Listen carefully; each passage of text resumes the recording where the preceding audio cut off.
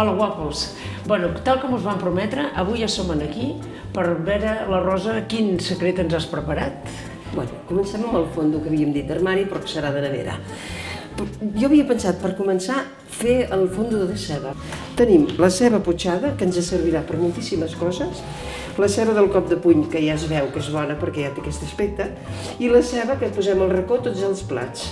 Una ceba que no pica, que és dolça i que, bueno... I llavors una cosa, per què has preparat aquesta aigua? Perquè si la ceba la posem amb aigua abans de pelar-la, si remulla, no plora. Ara aquesta ceba la farem potxada amb oli, llard, sal i pebre, a molt poc foc. Quan tinguem aquesta ceba potxada, en fem bastant perquè la podem congelar. Posarem l'oli. Puja una mica el foc, que potser no està al punt.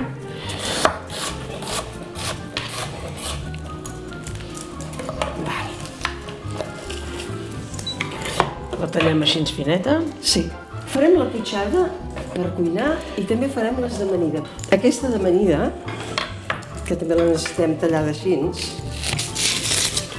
tenim la de Girona. Aquesta que farem d'amanida és la ceba del cop de puny.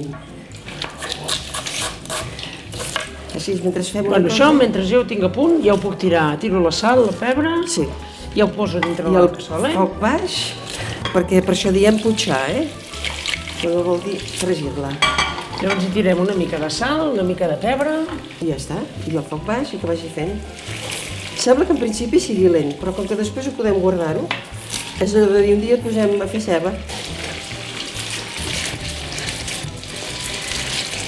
Bueno, si vols amb el tallant, les has d'escalfar, però s'ha d'obrir a cops de puny, si no, no té cap gràcia. Per això dic, si vols escaixa una mica, no vols? Sí. Bueno, esqueixem-la.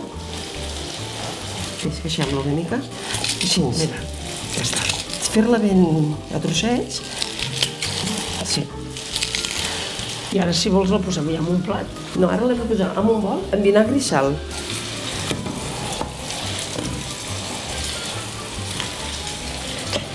Posa-li la sal i el vinagre.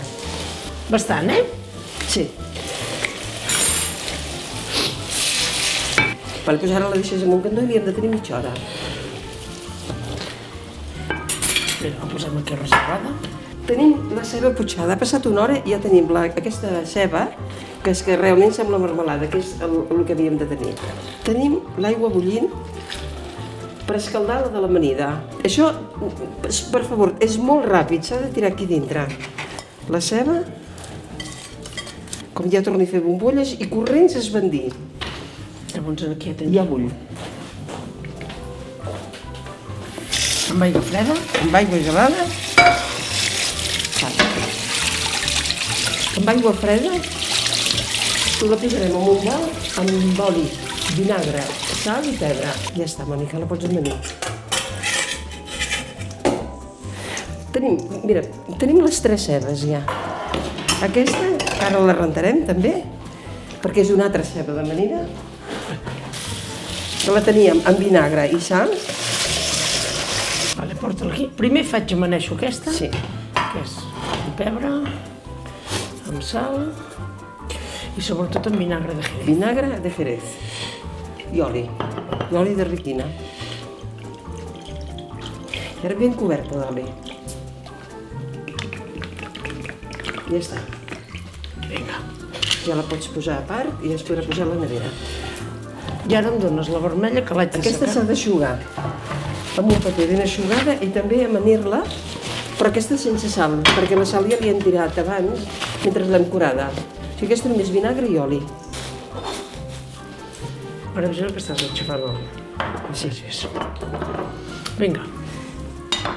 Bé, ja hem complert el cicle de la ceba. Mira, tenim la ceba potxada, la ceba del cop de puny i la ceba que posem al racó tots els plats. Bueno, avui ens has explicat uns quants secrets. Exacte, avui ja n'hi ha prou. Vinga, gràcies.